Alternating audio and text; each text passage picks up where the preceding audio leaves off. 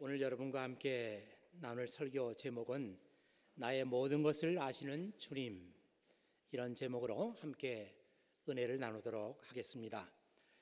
오늘 설교는 저에게는 매우 감회가 깊은 그런 설교입니다. 왜냐하면 지난 2년 반 동안 계속해왔던 요한복음 강해 설교가 오늘로 다 끝이 나게 돼요.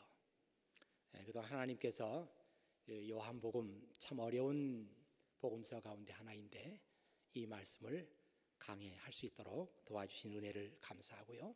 오늘 1장 43절에서 51절 말씀으로 다 끝이 나게 됩니다.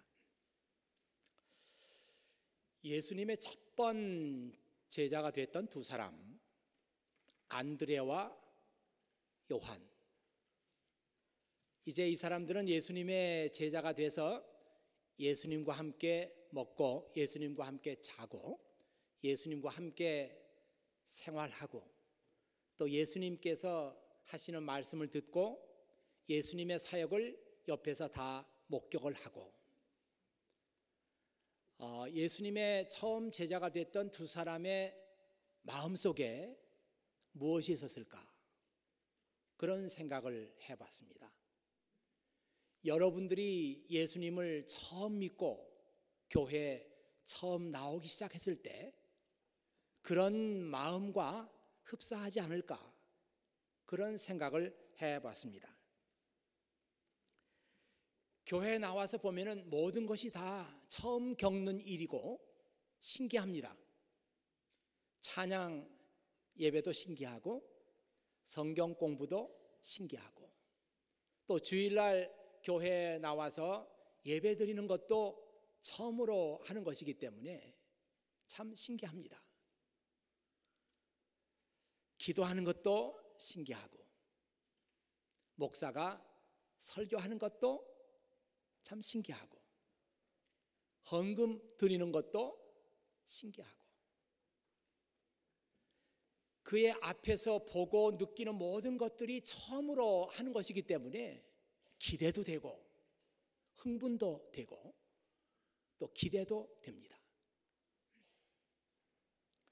성경은 예수님을 처음 믿은 사람들의 그 마음을 첫사랑이라고 First Love라고 그렇게 말하고 있습니다. 여러분에게도 예수님을 처음 믿기 시작했던 첫사랑이 있었죠. 얼마나 그 적절한 비유인지 우리가 사랑을 시작할 때 만나면 좋고 헤어질 때면 아쉽고 또 다음 데이트 약속이 기다려지는 것처럼 예수님과 처음 사랑을 나눴던 사람들의 마음이 바로 그렇지 않은가 생각합니다. 이 예수님과 첫사랑을 나누는 사람들의 특징 가운데 하나가 자기 친구들에게 예수님을 자꾸 소개하는 거예요. 그래서 친구들을 교회에 자꾸 데려옵니다. 이 안드레와 요한도 그랬습니다. 참 아쉽게도 요한에 관한 얘기는 성경에 나오질 않아요. 요한복음 자체가 요한이 기록한 것이기 때문에 자기 얘기는 되도록 하지 않았어요. 그렇지만 우리는 생각합니다. 요한도 자기의 동생 야고보를 예수님께 데려왔겠구나. 안드레는 자기 형 베드로를 예수님께 데리고 왔습니다. 이제 안드레와 베드로는 자기의 고향 사람, 자기와 같은 직업을 가지고 있는 빌립이란 사람을 찾아가서 예수님을 소개하고 이 빌립을 예수님께 데리고 옵니다. 예수님은 이 빌립을 보시면서 많은 말씀을 하지 않았어요. 너는 나를 따르라. Follow me. 그렇게 말씀했습니다. 그런데 너는 나를 따르라고 하는 이 간단한 말씀, 한마디 말씀, 이 한마디 말씀을 듣고 빌립은 그 자리에서 예수님의 제자가 되었습니다. 이 follow라고 하는 말, 그냥 우리말로는 따른다 이런 뜻이 있지만 더 깊이 들어가 보면 이 follow라는 말 속에 여러 가지 의미가 있습니다.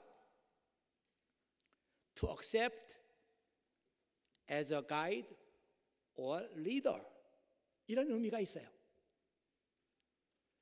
나에게 말씀하시는 그분을 나의 지도자로, 나의 리더로 받아들인다, 이런 의미가 있단 말이에요. 또 accept the authority of, 그런 의미가 있어요. 나에게 말씀하시는 그분의 authority, 그분의 권위를 받아들인다. follow라는 말 속에 그 의미가 있어요.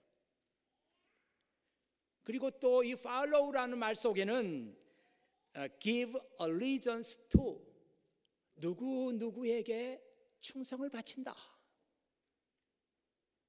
지금 나에게 말씀하시는 그분에게 충성을 드린다. 이게 follow라는 말의 뜻이에요. 그러니까 정말 예수님을 따른다고 하는 것은 말처럼 그렇게 간단한 것은 아닙니다. 요즘에 제자도라는 말을 많이 쓰고 있거든요. 이 제자도라고 하는 말은 영어로 하면 discipleship이죠. 이 discipleship의 핵심은 예수 그리스도 그분의 말씀을 듣고 그분의 말씀을 따르고, 그리고 그분에게 내 마음과 내 사랑과 내 충성을 다 드리는 것입니다. 이것이 제자도의 핵심이에요. 생각해 보면은 예수님의 제자가 된다고 하는 것은 엄청난 일입니다. 간단한 일이 결코 아니에요. 예수님을 자기 인생에 있어서 가장 귀한 분으로, 가장 소중한 분으로 그분에게 사랑을 드리고 그분에게 내 마음과 충성을 드리는 것이 예수님의 제자가 되는 것입니다. 지금까지는 자기 중심의 삶을 살았어요. self-centered life를 살았습니다. 그런데 이제 예수님의 제자가 되면서부터는 Jesus-centered life를 사는 거예요. 내 삶의 중심이 나에게서 예수님께로 옮겨가는 겁니다. 이게 쉬운 일이 아니잖아요. 어린아이도 아니고 다 큰 성인이 돼서 지금까지 이것이 옳다 하고 자기 센터를 만들어 놨던 것을 다 허물어버리고 이제 예수님께로 자기 인생의 센터를 짓는 거잖아요. 생각해보면 예수님의 제자가 된다고 하는 것은 그리 간단한 문제가 아닙니다. 그런데 어떻게 이 빌립이라고 하는 사람은 너는 나를 따르라, 이 한마디 말씀을 듣고 예수님의 제자가 되었을까? 저는 여기에 여러분들이 오늘 생각해야 하는 세 가지 중요한 문제가 있다, 이렇게 보는 것입니다. 첫 번째 문제는 빌립은 나를 따르라고 하는 예수님의 말씀을 들으면서 그 말씀에서 정말 거부할 수 없는 divine authority, 신적인 권위를 보았습니다. 마치 하나님께서 자기에게 말씀하시는 것 같은 너는 나를 따르라, 이 말씀에 거부할 수 없었어요. 그냥 순종할 수밖에 없는 그런 말씀의 권위를 봤던 것입니다. 참 역사적으로 보면은 그때마다 훌륭한 설교가들이 많이 있었습니다. 여러분, 이 미국의 1700년 그 중간쯤에 The Great Awakening Movement라고 우리말로는 대각성 운동이 일어났어요. 두 차례 대각성 운동이 이 뉴 잉글랜드를 중심으로 해서 일어났습니다. 그런데 그 대각성 운동을 주도했던 목사님 가운데 한 분이 조나단 에드워드라는 목사님이시죠. 그분은 커네티컷에 있는 이스트 윈저라고 하는 마을에서 목사님 가정에서 태어났어요. 그 조나단 에드워드는 그 시대의 천재였습니다. 13살에 예일 대학을 들어갔어요. 그때도 천재가 있었단 말이에요. 13살에 예일 대학을 들어갔고 17살에 예일 대학을 수석으로 졸업했어요. 그때 사람들은 좀 멍청하지 않았는가? 그러니까 그런 아이들이 뭐 수석을 졸업하지 않는가? 그렇게 생각하지 마세요. 그때 사람들도 탁월했습니다. 여러분만 탁월한 게 아니에요. 13살에 예일대학 들어가서 17살에 수석으로 졸업했어요. 그리고 조나단 에드워드의 이 관심 분야는 단순히 무슨 철학이나 단순히 신학이 아니었어요. 모든 자연과학 그 분야까지도 에드워드의 관심 분야였습니다. 그는 곤충에 대한 것을 많이 연구했고 논문도 발표했어요. 그리고 그는 탁월한 언어에 대한 재주가 있어서 히브리어로 15살쯤에는 히브리어로 자유롭게 얘기했다고 합니다. 천재였어요. 그런 그가 1700년도 중반쯤에 뉴 잉글랜드의 부흥운동을 주도하게 돼요. 그가 물론 그 시대 사람들의 죄악을 그냥 눈 감아주지 않고 하나님의 말씀으로 그 시대 사람들의 죄악을 지적했어요. 그가 남긴 유명한 설교 가운데 진노하시는 하나님의 손 안에 있는 죄인, Sinners in the hands of an angry God, 이런 제목의 설교가 있는데 역사가들은 말하기를 이 한 편의 설교가 사람들의 마음을 뒤흔들기 시작했고 이 한 편의 설교가 뉴 잉글랜드의 부흥의 출발이었다. 여러분 아마 인터넷에서 그 찾아보면은 이 설교문을 쉽게 구할 수 있을 거예요. 제가 어떤 분이 영어와 한국말로 이렇게 잘 번역해 놓은 걸 봤습니다. 근데 아마 한국말은 조금 서투신 분 같았어요. 영어를 잘하신 분인가 봐요. 애써서 번역을 해놨어요. 한 레러 용지로 한 10페이지 이상 되는 설교문인데요. 그 시대 사람들의 죄악을 직시하게 만들고 사람들은 그가 설교할 때 하나님께서 자기들에게 나타나서 말씀하시는 그 말씀의 영광과 말씀의 권위를 알았어요.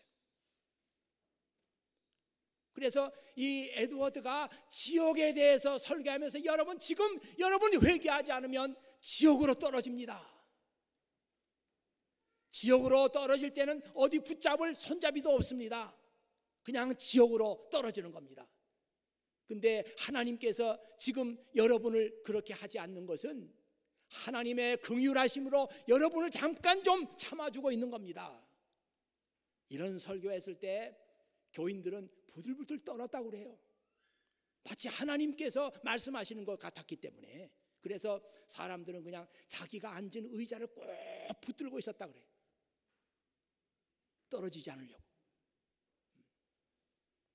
수많은 사람들이 에드워드 목사님의 설교를 듣고 회개했어요. 나는 지금까지 살아왔던 내 삶을 회개합니다. 하나님께로 돌아가겠습니다. 그래서 뉴 잉글랜드에서부터 부흥운동이 일어나서 이것이 미국 전역을 휩쓸었어요.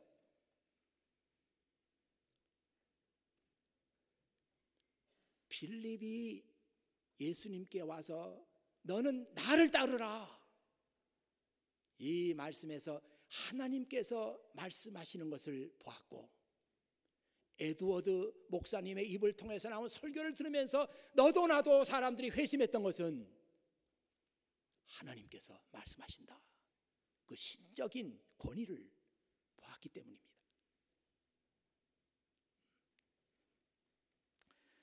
두 번째로 빌립은 같은 고향 사람 베드로와 안드레에게서 영향을 많이 받은 것이 분명합니다.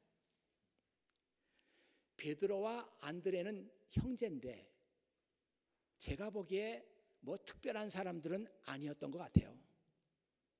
뭐 그렇다고 뭐 나쁜 사람들은 물론 아니지만 그 형제가 그냥 성실하게 열심히 고기 잡아서 먹고 살던 사람들이었어요. 이 두 사람이 빌립을 찾아와서 예수님을 소개했을 때 이 빌립은 그들의 눈을 보았어요. 그들의 음성을 들었어요. 아, 이 사람들의 눈과 이 사람들의 음성이 진실을 말하고 있다. 그래서 이 사람들을 따라서 예수님께 갔던 거예요.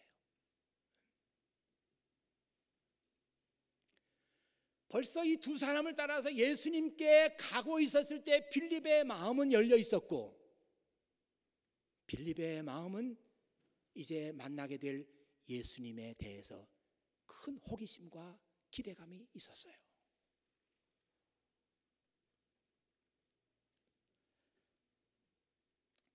세 번째로 제가 보기에 이것이 가장 중요한 이유라고 생각합니다. 세 번째로 빌립은 자기 생애에 대해서 만족하지 않았어요. 여러분, 이 말씀을 잘 들으시기 바랍니다. 우리는 때때로 생각할 때 자기 지금 생활에 만족하고 사는 것이 복이다. 지금 생활에 만족하는 것이 최선이다. 이렇게 생각하는 사람들이 많아요.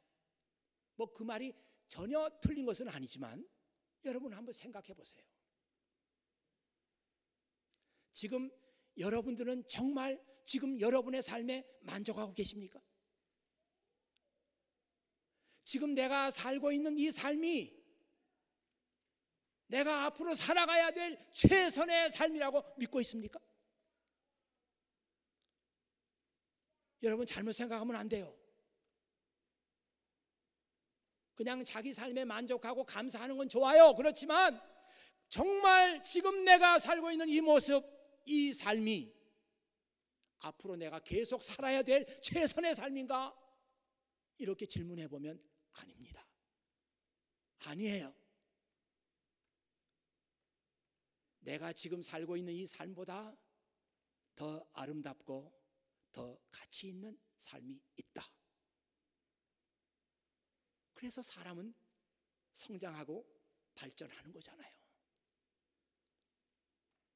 그냥 지금 현재의 삶에 만족하고 안주해 버리면 더 나은 삶으로 나아갈 수 없습니다. 저는 분명히 생각하기를 이 빌립이라고 하는 사람이 어떻게 해서 나를 따르라고 하는 이 간단한 예수님의 말씀 한마디에 자기 생활을 정리할 겨를도 없이 그 자리에서 Yes, my Lord, 주님, 제가 주님의 제자가 되겠습니다, 이렇게 말할 수 있었을까? 이 빌립이라는 사람의 마음속에 한 구석에 언제나 자리 잡고 있었던 것은 지금의 삶보다 더 가치 있는 삶이 있다. 이 삶이 최선의 삶은 아니다. 이런 생각이 늘 자리를 하고 있었기 때문입니다. 누가 그렇게 말하는 것을 들었어요.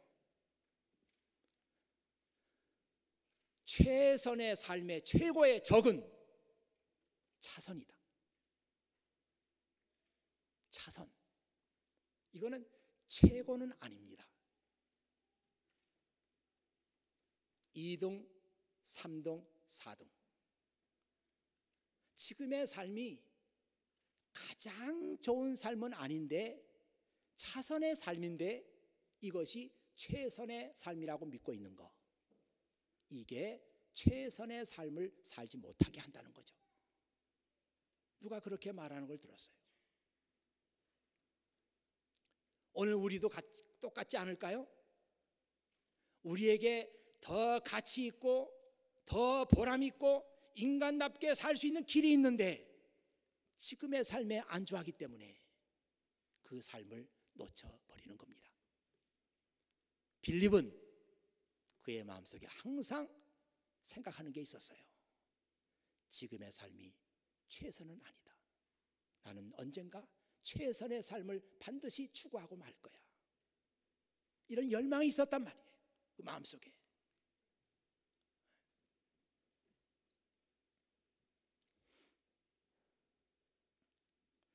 오늘 말씀에 또 한 사람이 등장합니다.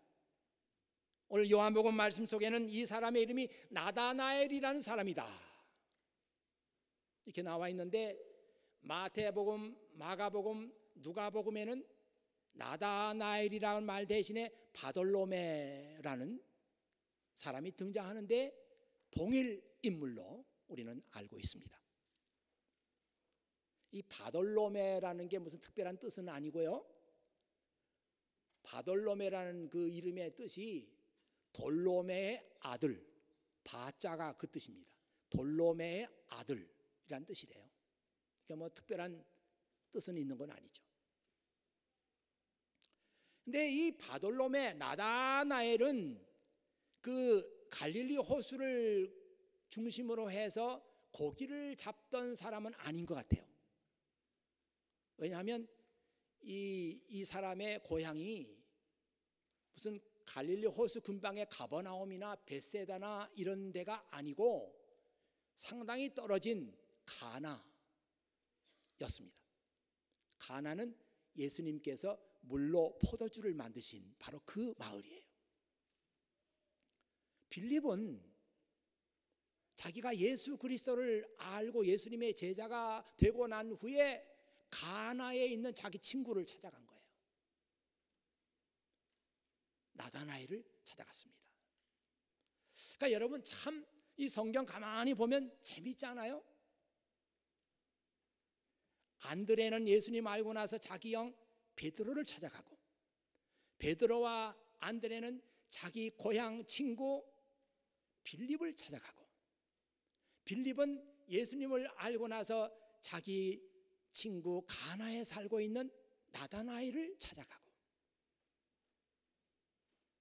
오늘 여러분들은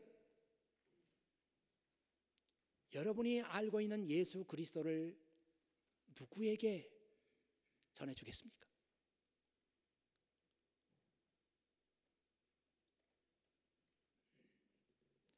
여러분이 정말 첫사랑을 느끼는 예수님, 이 좋은 예수님을 누구에게 알려주겠어요? 빌립은 가나에 살고 있는 나다나엘을 예수님께 데려가기로 마음을 먹은 거죠.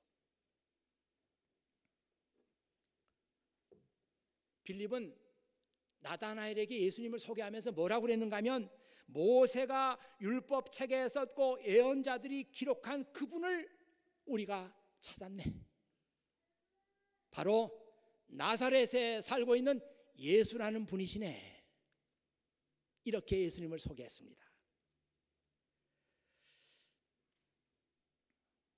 그 New Living Translation에 보니까 이 말씀이 이렇게 나와 있어요. We have found the very person Moses and prophets wrote about. 모세도 그렇고 예언자들이 그 사람에 대해서 썼던 바로 그 사람을 우리가 발견했네. 바로 나사렛에 살고 있는 예수라는 분이시네. 이렇게 친구에게 예수님을 소개했어요. 그러니까 그 말을 듣자마자 나다나엘이 깜짝 놀라는 거예요.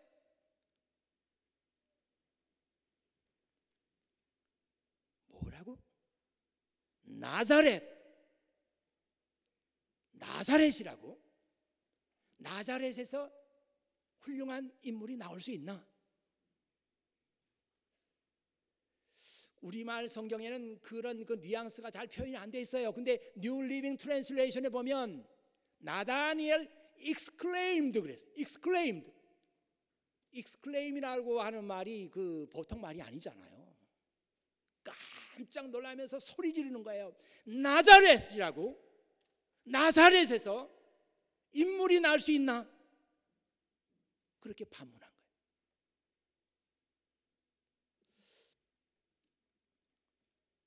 이 빌립은 더 이상 자기 친구하고 이 문제에 대해서 디베이트하지 않았어요. 그 대신에 이 친구를, 예수님을 꼭 한번 만나게 하고 싶었어요. 나하고 그분께 한번 가보지 않겠나? 그래서 이 나다나엘은 친구를 따라서 예수님께 인도되었습니다. 예수님께서 사람들을 만나 주시는 그 방법은요, 아주 다양합니다. 그래서 여러분이 처음으로 예수를 믿고 신앙생활을 시작했던 그 이야기들이 다 다른 거예요. 어떤 사람은 이렇게 시작했고 어떤 사람은 이렇게 시작했고, 아주 흔한 얘기로 교회 가면 밥 준다 그래서 시작한 사람도 있죠. 우리 어릴 때 어떻게 교회 가기 시작했나? 교회 가면 선물을 많이 줬어요. 크리스마스 카드도 시도 때도 없이 주고요. 막 여름에도 크리스마스 카드 줬어요.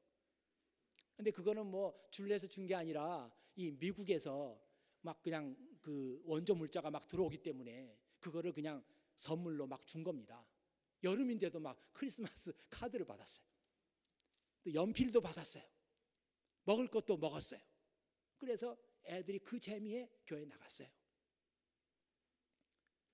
여러분 각자가 예수님께 나갔던 그 스토리, 그 이야기가 다양해요.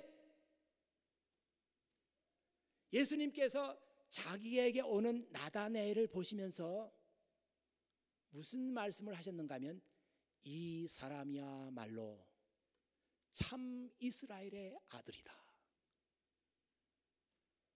이 사람이야말로 참 이스라엘의 아들이다.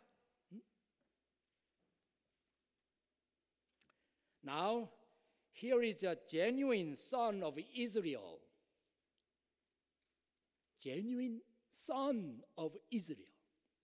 그러니까 이스라엘의 아들인데 genuine son, 진실한 이스라엘의 아들이다.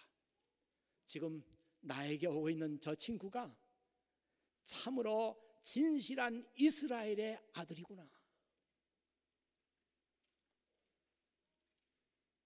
제가 읽고 있는 그 New Living Translation에 보면 이렇게 나와 있습니다.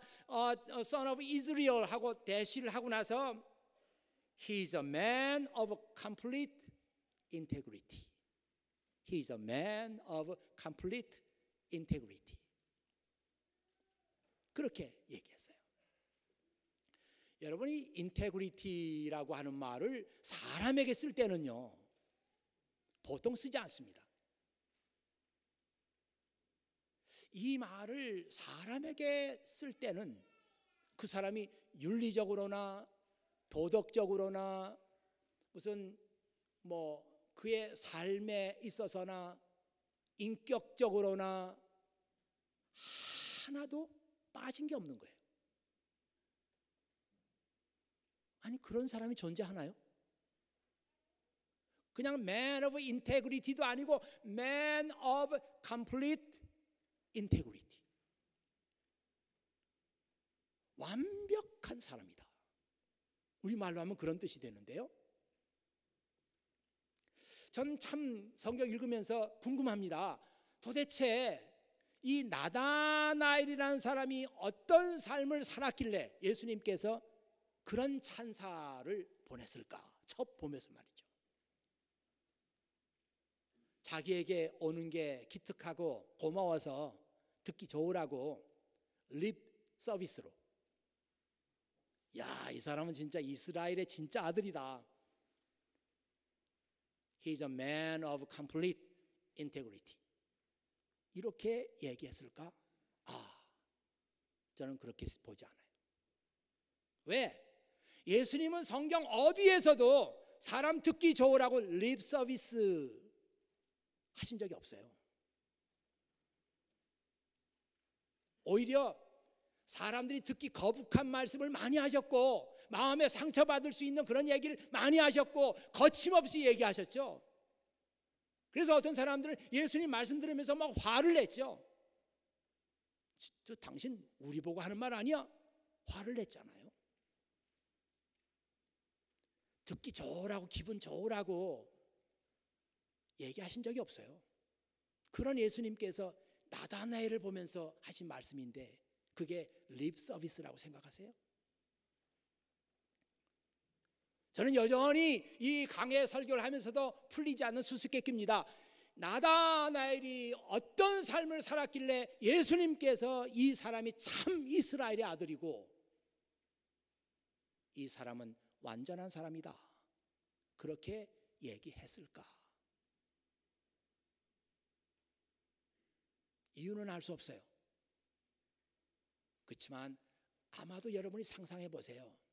이 나다나엘이란 사람이 진실한 사람이었고 성실했고 거짓말 할 줄 몰랐고 자기 양심대로 살기를 원했고 그 시대에 찾아보기 어려운 사람이었던 것은 분명합니다. 그러나 한 사람을 두고 그렇게까지 찬사를 할 만한 나다나엘이 그런 인물이었을까? 그렇게 보지 않으면서도 왜 예수님께서 그렇게 말씀하셨는지 여전히 풀리지 않는 수수께끼입니다. 근데 이 나다나엘이 어떤 사람이길래 그런 삶을 살았을까 하는 궁금증보다도 나다나엘의 반응이 재밌어요. 그 말을 듣자마자 나다나엘이 말하기를 저를 아십니까? 이렇게 물었어요. 아니, 저를 아십니까? 알다마다 내가 무화과 나무 아래 앉아 있는 것을 내가 보았다. 여러분, 이 말씀이요 무슨 선문답하는 것 같아요. 네? 그날 나다나엘은 친구를 따라서 예수님 처음 보는 거예요. 근데 이분이 내가 얼마 전에 무화과 나무 아래 앉아 있던 것을 알고 계시는 거예요. 여보게, 그만한 일을 가지고 깜짝 놀라나? 앞으로 자네는 더 큰 일을 보게 될 걸세. 하늘의 천사들이 내 위에서 오르락 내리락 하는 것을 보게 될 걸세.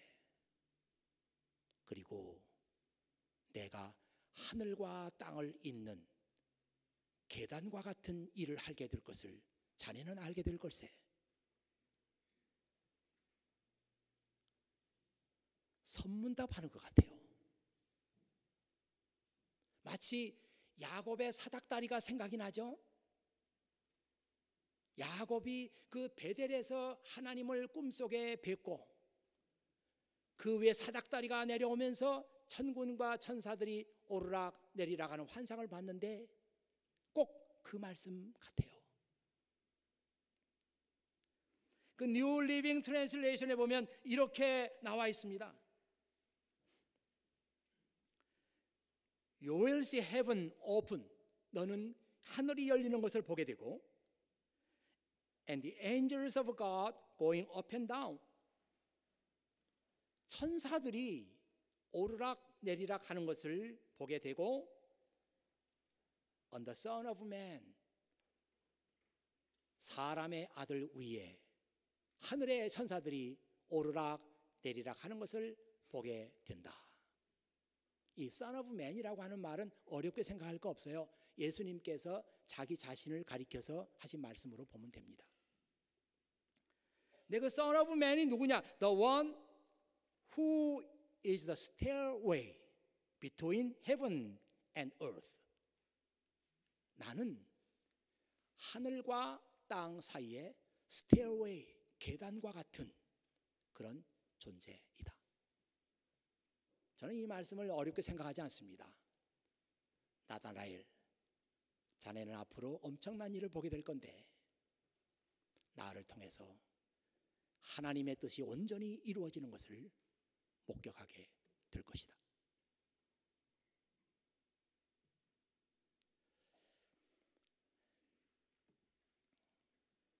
주님은 나다나엘을 그날 처음 봤지만 나다나엘의 모든 것을 알고 계셨어요.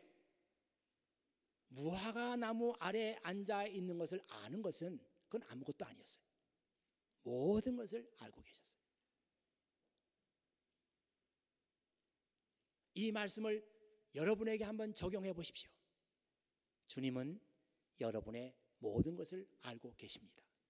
하나님은 여러분의 모든 것을 알고 계십니다. 이게 무슨 의미가 있는 말이에요?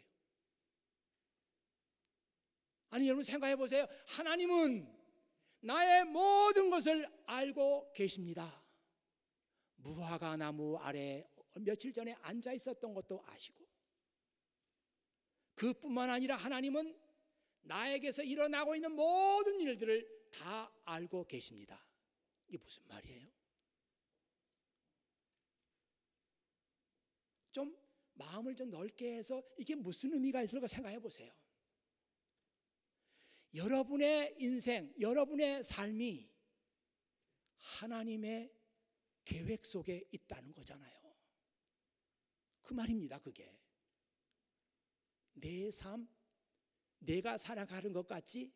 아니야. 내 삶은 나의 계획 속에 있어. 내가 너의 삶을 디자인했고 내가 너의 삶을 플랜했어. 믿어지십니까? 안 믿어지세요? 네.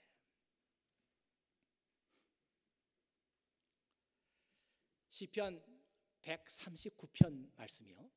이 말씀은 다윗이 하나님께 자기 인생을 반성하면서 하나님께 드린 고백인데요.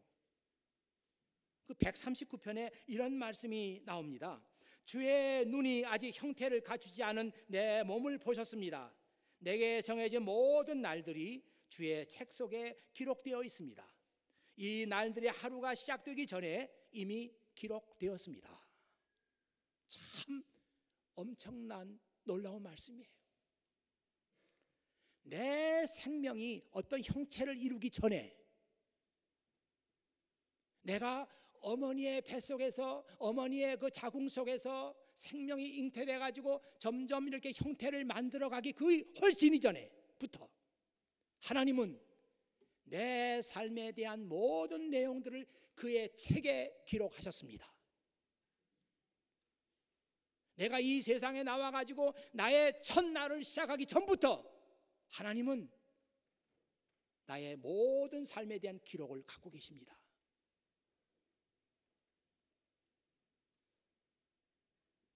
여러분의 인생도 마찬가지예요.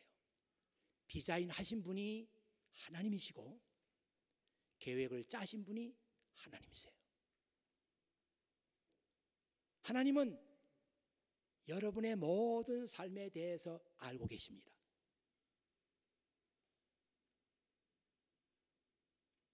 이 얘기를 했을 때 나다나엘은 주님께 이런 고백을 했어요. 주님은 참으로 하나님의 아들이시고 이스라엘의 왕이십니다. 굉장한 고백이잖아요. 야, 내가 너의 삶에 대해서 다 알고 있다 이렇게 말하니까 주님은 하나님의 아들이시고 이스라엘의 왕이십니다. 그 자리에서 나다나엘이 무릎을 꿇은 거예요.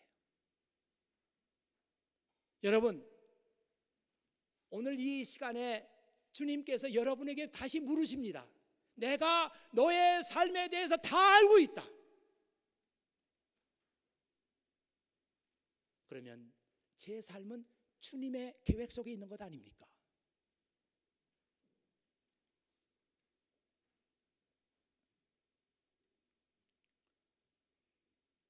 여러분의 기쁨의 시간 주님이 알고 계시고, 여러분의 아픔과 여러분의 눈물의 시간 주님 알고 계시고, 여러분의 미래와 여러분의 장래에 대한 꿈과 계획, 이게 내가 계획하고 내가 짜는 것 같지만 아니다. 내 인생의 미래, 장래까지도 하나님의 계획 속에 있다. 이러면 어떻게 해요? 주님 앞에 내 삶을 드리는 길밖에 없지 않습니까? 주님은 참으로 하나님의 아들이시고 이스라엘의 왕이십니다. 이 고백이 뭐예요? 주님은 참으로 제 인생의 주인이 되시기에 충분하신 분입니다.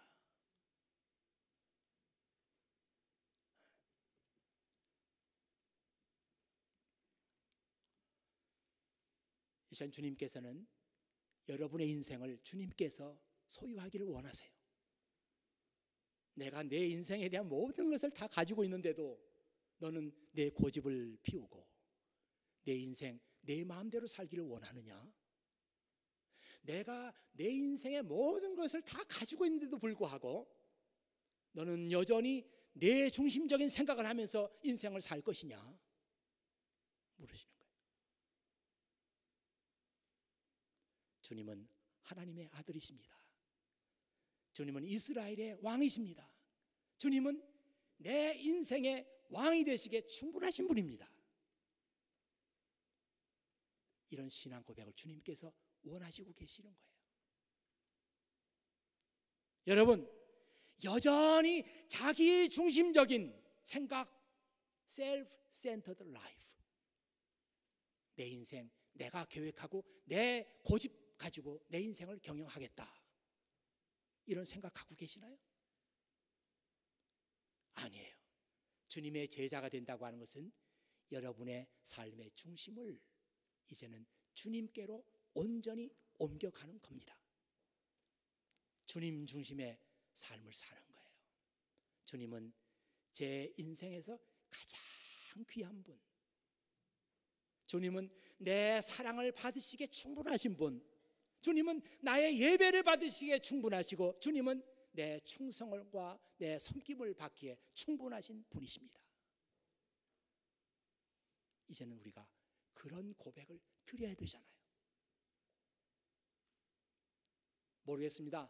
오늘 저는 오늘 이 예배에 참석한 한 분 한 분이 좀 심각한 생각을 하기를 원해요. 그냥 요한복음 마지막 설교인데 들은 거나 안 들은 거나 똑같고, 저분은 항상 올라가면 그런 얘기 하시는 분이고, 그걸 다 심각하게 생각하고 어떻게 인생을 살아? 그냥 듣고 넘기는 거지. 그렇게 생각하는 분이 없기를 바랍니다. 내 인생의 최선은 빨리 내 삶의 중심을 주님께 옮겨드리는 거예요. 그렇지 않으면 여러분들은 인생을 다 살 때까지 항상 차선의 삶을 살다가 마치는 거예요. 한 번도 내 마음 다해서, 한 번도 내 사랑 다해서, 한 번도 내 충성 다해서 주님을 섬겨보지 못하고 그냥 자기중심적인 차선의 삶을 살다가 인생 망치는 거예요.